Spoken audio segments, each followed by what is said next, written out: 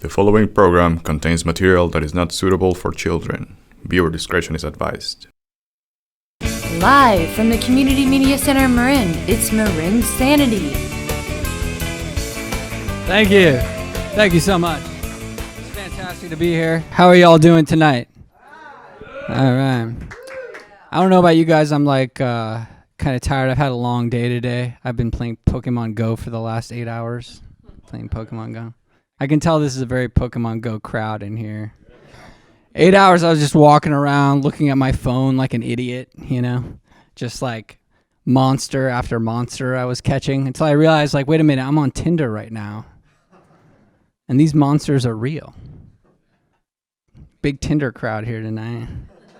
Did you all meet each other on Tinder? Okay. Do you guys know what Tinder is? Okay, it's like a sex dating app. Yeah, so you know what I'm talking about. All right. Before I got up here, you know, this is going to be on TV, so they told me to keep it G-rated and under 6 minutes, right? They told me to keep it G-rated under 6 minutes. They're like, don't go up there and talk about your sex life, you know? But I'm married, you know? So I was like, what if those parameters are consistent with my sex life? Like, there's my wife right there. Just to make everyone more uncomfortable in this room, because I feel like that's the direction we need to go in. I love my wife. Thank you. That one's for the ride home, because she's going to be mad at me after this, I think. Yeah, so you look very happy to be here, too. Okay. Maybe we should have had a little bit more wine. I don't know. Before my wife and I got married, I found out that her dad ran a background check on me, which I was like kind of upset about that when I found out. But then I figured it was okay because before we started dating, I checked to make sure her back was round too. So it's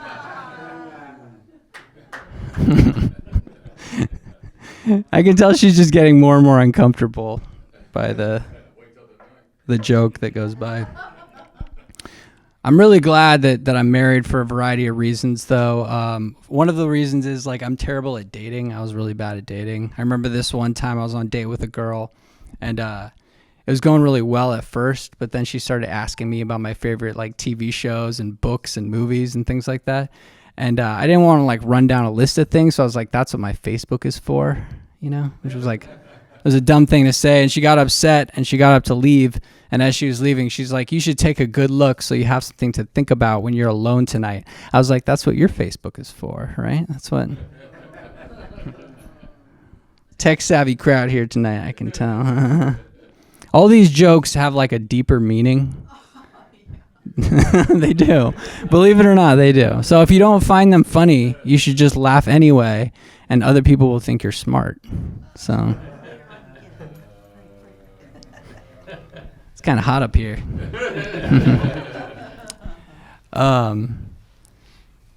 Yeah, so sometimes things are unexpected in comedy, you know, like the other day I was doing a show in Stockton, and this guy in the audience, he's just like, you suck, you know? And then I was like, but my jokes are so good. You know, I tried to like reason with him. He's like, no, you're terrible. And then like the very next day, I was doing another show, and this lady in the front, she was like laughing so hard that she started to like cry. And eventually she was just like sobbing uncontrollably. And I realized that like she was emotionally unstable. And that should like be my target audience from now on. Any emotionally unstable people here tonight? Yeah. Oh, yeah. That's why I'm doing so well, I can tell. All right. You guys ready for a fantastic comedy show tonight? Yeah. You're an amazing audience. Yeah. You're amazingly small. So we're going to get this thing rolling. Your next comic of the night, he has been doing stand-up all over the Bay Area. since January 2012 and was honored to be one of the last headliners at the world-famous Purple Onion. Oh, yeah. Yeah. Please put your hands together for Clay Newman, everybody.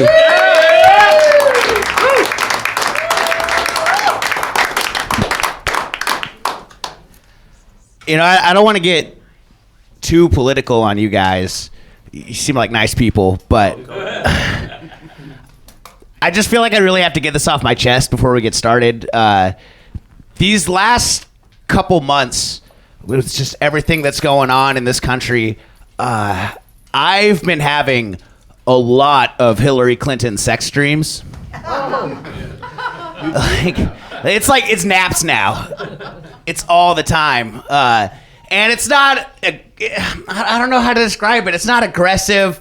It's not like angry. It's not upsetting. It's kind of nice. I guess the best way to put it is like, in the dream, I'm Hillary and Bill's fucking me.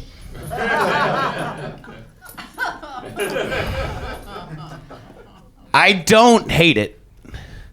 Like I don't know how I feel. I'm confused. Like I don't wake up hard, but I'm not calling them nightmares by any means. They're innovative. I guess that's the best way to put. They're interesting. Like Bill's good. Bill's got some moves I never would have thought of. Like he did this thing the other night. It blew my mind. While we were going at it, he reached under the bed and he pulled out his saxophone. Oh. Ladies, find a musician. It was amazing. He just started playing and he was so good. He was so good. The music was amazing. And then he did something kind of dirty. He took the business end of the saxophone and he put it up to Benghazi. Benghazi is what I call my vagina when I'm Hillary Clinton. And he's just playing away, and I'm talking dirty to him, like, yeah, get in there, Mr. President. Find the emails. Where are they? Oh, that one's deeper. That one's in Gmail.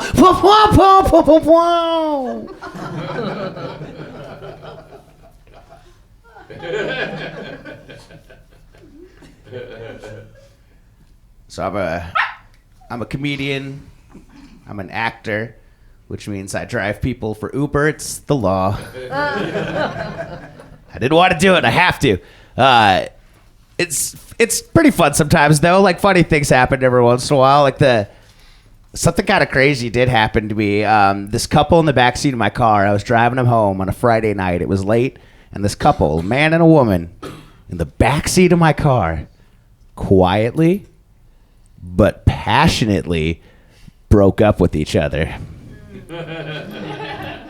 It was the most awkward thing I've ever pretended not to be a part of. It's like it's a foot and a half away from me. I drive a Camry. I'm gonna hear what's going on, and I don't know how to help. I don't have Love Hurts on my playlist, unfortunately. All I could think to do for these guys was just turn around and say,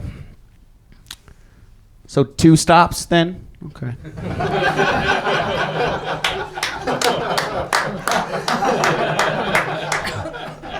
I'm a sympathetic guy. That's what I was saying.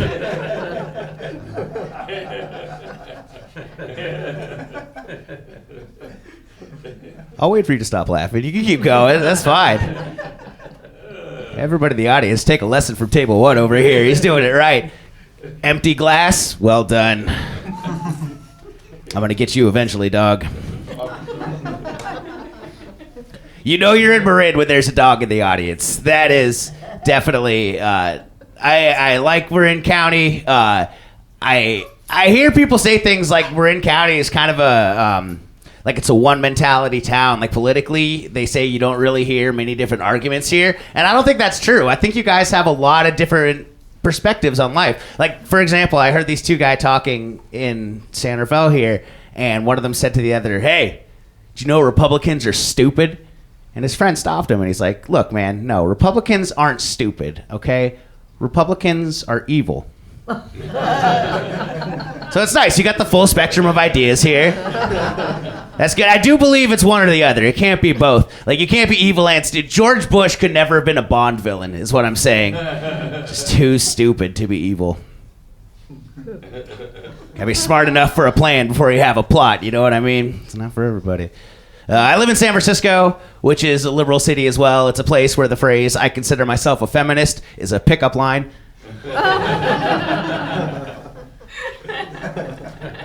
I love it there. There is some financial diversity in San Francisco, though. Like, the difference between the upper class and the lower class, it's palpable. It's like you could go to Van Ness Street and you could buy $1 million car from a refined British gentleman. And then you could take that car 3 blocks into the Tenderloin and get a $4 blowjob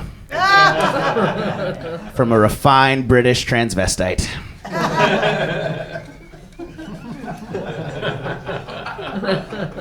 They're both named Benedict Cumberbatch for some reason.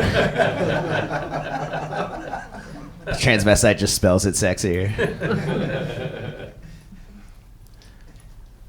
I'll be honest with you guys, I smoked a little weed before I came out here. That happened. No. Yeah, it's. No. I'm sorry. I'm disappointing the children out there in TV land. Children out there, ask your parents to pay for cable. You shouldn't be watching this network. There's better stuff out there.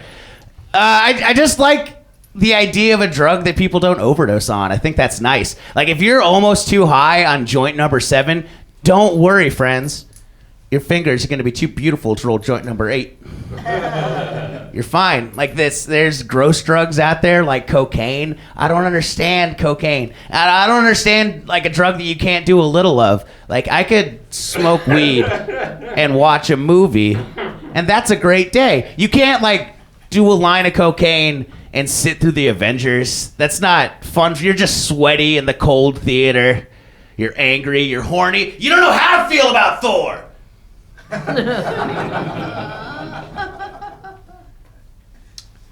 Well, guys, I think we made a difference today. I think we changed some lives. Yay. I feel like a better person after this. I hope you feel good too. As far as like comedy goes for me, like, I don't really know where it's heading necessarily, but like maybe someday you guys will be watching an HBO comedy special. And you'll think of the time you saw me here on marINSANITY. And maybe, just maybe, you'll say to yourselves, that Clay Newman guy, I wonder if he's watching an HBO comedy special too. Maybe I'll get there someday. Until then, give it up for your wonderful host and give it up for yourselves. Clay Newman, everybody. That was awesome. All right. Our next performer is a San Francisco-based comic, writer, and actor who has been called one of the Bay Area's 11 best stand-up comedians and quiet dog. And one of 20 women to watch. Let's hear it for Irene, too, everybody. Make some noise.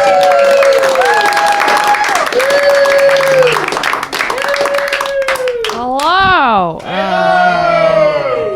I am a woman. Yeah, some of you are still confused. You're like, is that a teenage Asian boy on stage? Nope, just a lesbian. But sometimes I feel like both, you know?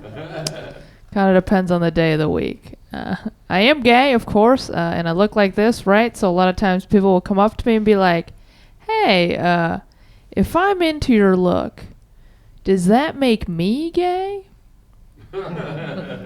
Well, if you're a girl, yes, that makes you gay. And if you're a guy, that also makes you gay. So, you know, just got that twink look about me. Was put on earth to make everyone gay. So, get a toaster every time, you know? A couple of you get that reference from 1997's Ellen, and everyone else is like, oh, toasters, those are fun. So... I don't know about you guys.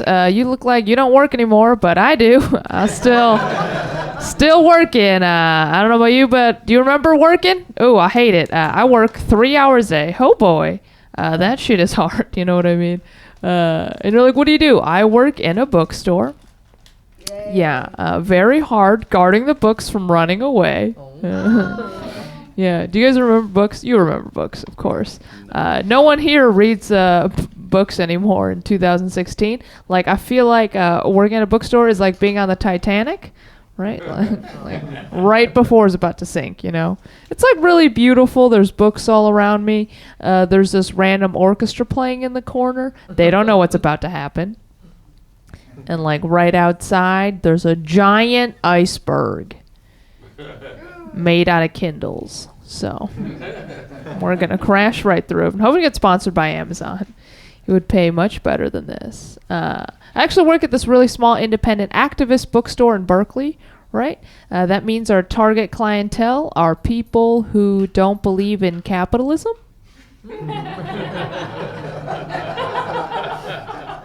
Yeah, it's a very good business model. I think our slogan is not thriving at all. Like barely surviving? I don't know. We're killing it, just like sinking slowly. It's fine. We actually do get a few customers, right, that are loyal. They'll come in, they'll be like, oh, I want to get this book on Malcolm X. How much is it? I'm like, it's $15. They're like, I don't believe in money. I'm like, okay, the book is still $15. So don't really care if you believe it or not. You got to pay, right? But usually I feel bad because I want them to have the books. I'm like, you know what? Let's just go halvesies on it, okay? You pay $7. I'll pay the rest of my paycheck. And we'll give you the book. So what I'm saying is I volunteer at a bookstore. It's basically a library. And we don't get any of the books back. Yeah, that one might be a mistake on my part. But I don't feel that bad, you know. It's like my way of giving back and doing community service, right? It's like that and going down on girls. With boyfriends, you know, like the ones who need it the most. Feminism 2016, like somebody has to come, so. I love doing that joke and staring at what I think are hetero couples. That's nobody in here, actually. But usually, like, I like know how they'll respond, right? The girl's laughing and the guy staring at me, like, stop talking. So, point one for the lesbian. My favorite customer, though, is this guy who comes in every time when I'm working, right? He'll always see me and he goes, hey, you! Chinese! And then he leaves. Yeah, that's the entire interaction. And I feel like it's racist. But he's right. So I'm like, I can't really be mad at you. You're just accurate. Like, I could only be mad if he walked in, he saw me, and he's like, hey, you! Korean! I'd be like, oh, hell no. And punch them in the face. Because we hate them. It's history, you know. I'm just kidding. He's not like 100% accurate because I'm also part Mongolian. Because everybody's like a little bit Mongolian. Yeah, they raped a lot of people. So. Moment of silence for that. And if that makes you feel uncomfortable, that's how I feel when white people are like, I'm part Native American. I'm like, ooh. That's not a thing. Not consensual. So. And if you didn't laugh at that joke at all, you're probably thinking to yourself, where's Mongolia? So, it's in Asia. You can Google it later. I live in Berkeley now, which is great. It's my first time living in the Bay, right? I grew up in Chicago, which is a city that I love, and I go back all the time, you know, because everyone there looks like giant piles of pizza. And then I moved here, and I was very happy because more people here look like me, right? I was walking down the street one time, though. This lady comes up to me who I'd never met before here. Very first thing she says to me is, I'm not trying to be racist, but... So, you know, the next thing she says is going to be extremely racist. She goes, I'm not trying to be racist, but when you laugh, can you see? Oh. And, like, I didn't know how to respond, but after I'd stopped laughing, she had vanished. All right, thank you guys so much. I'm Marin, too. Have a great night. Everybody. All right. We're going to keep this show moving forward. All right. Yeah, you're into that. Please, let's not go backwards, right? That's what you're thinking. This next comic, she's from Napa. Give it up for Shay Bell, everybody. Make some noise. Thank you. How you guys doing? All right. I like your T-shirt. Shoot film, not people. I like that. Does that include Donald Trump? Donald Trump's going to be president, you guys. What are we going to do? No. Canada? Yeah, Canada. I'm going to move back to Napa. Yeah, for some reason, when he introduced me as being from Napa, I have a feeling you guys probably weren't expecting me.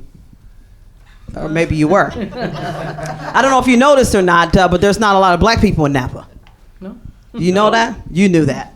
Cut it out.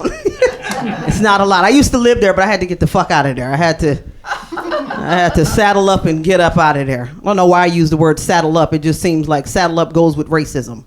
So that's what it is. Yeah, it's a fun town. It's a fun town. I like living there, but like I said, there's nobody that looks like me in Napa, right? If you see any black people in Napa, I'm convinced they're in the witness protection program. Just few. Nobody there.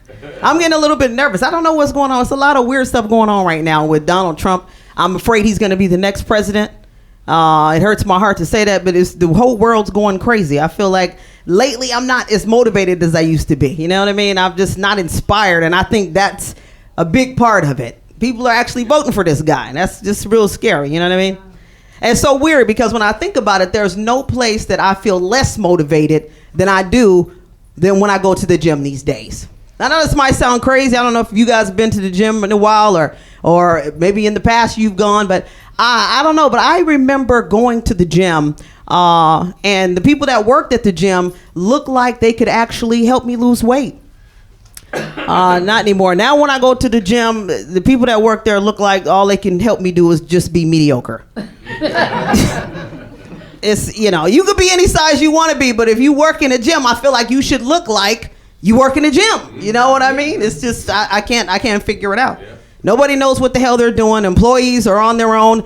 Members are on their own. They don't even know what to do. I go to the gym every single day and I'm disturbed. I'm confused by this woman who you can tell nobody gives a shit about her. She's on the treadmill.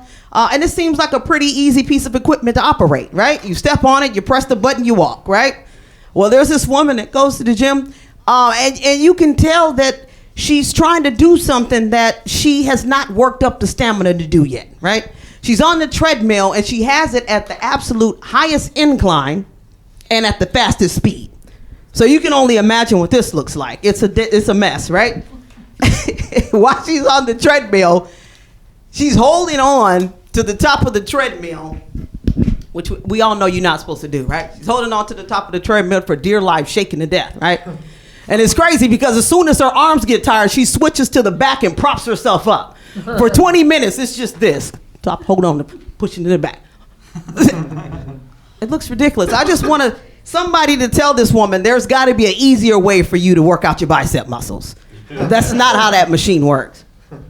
I was talking to a friend of mine. I was telling him that I wanted to lose weight, you know. And she weighs about 15, 20 pounds bigger than me. Not very much bigger. But when I was telling her I wanted to lose weight, she's, you know, I think she got offended. And she was like, you look great. You don't need to lose weight. What are you, from LA? I'm like, no. I know I don't need to lose a lot of weight. Here's the thing, right? I have somewhat of a small frame. Now, I don't know if you know this or not, but women my size, we only gain weight one place. And that's right here. Now, maybe you can tell, maybe you can't, because I've cleverly disguised it with this baggy T-shirt. Or at least I thought I was, right? You laughing too hard at that. But if I relax my stomach and turn to the side, that's what it is. That's what it is. That's what it is. That's what it is. If my stomach had a voice, that's how to sound. It'd be like, right here, table for six. Right here. Table for six. It's fucking ridiculous. Can you imagine this in a two-piece? That's not cute. That's not cute. I know it's not that bad. I know I don't need to lose a lot of weight. Honestly, I just want to be able to put on a tight shirt and not look like a hand grenade. You know what I mean? I must really look like a hand grenade. or a sweet potato. That is just not what anybody want to sign up for. It's a mess. So I try to do everything. Nobody really likes going to the gym. You like going to the gym? Nobody likes going to the gym. I don't want to go either, right? So I tried to do everything to avoid going to the gym. Unfortunately, none of it worked. So I called my friend who's a trainer and I said, listen, I need some help. Can you meet me at the gym? Unfortunately, he was busy. So he was like, listen, you got to go and work it out for the first couple weeks on your own. What I want you to start doing is getting your thighs ready, because that's going to support the rest of the workout. Now, when he said that shit, it sounded ridiculous, but what do I know? I got a tummy roll, you know what I mean? So I get on the Stairmaster, I start trying to do my thing. I'm on the Stairmaster every day, doing it, getting it in. Then I told a friend I was trying to lose weight, and she was like, no, you need to get the Thigh Master. And I'm like, do they even make that anymore? I don't know if you guys know what the Thigh Master is, but that's that machine you put, oh, you do know. Yeah. You do know. That's that machine you put between your legs and you squeeze it like this. So now I'm at the gym for 20 minutes every day, just Thigh Master. I have a feeling I'm not doing it right. I know I need some proper training, right? And the reason I know I'm not doing it right, because instead of my thighs getting bigger, I think my vagina's getting bigger. Now, this is not something you notice right away, right? You don't just notice that, right? But I'm going to be honest with you guys. I wear G-string underwear. Oh. And I put a pair on this morning, and it looked like I had them on backwards. If I've offended anybody, I apologize. Anybody eating? Apologize for that too. Yeah, please.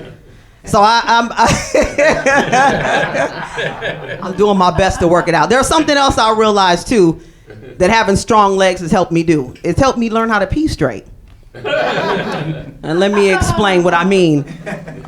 I don't think I can. I got 8 seconds left. I can't go on to the next joke. You guys have been great. My name is Shay Bell.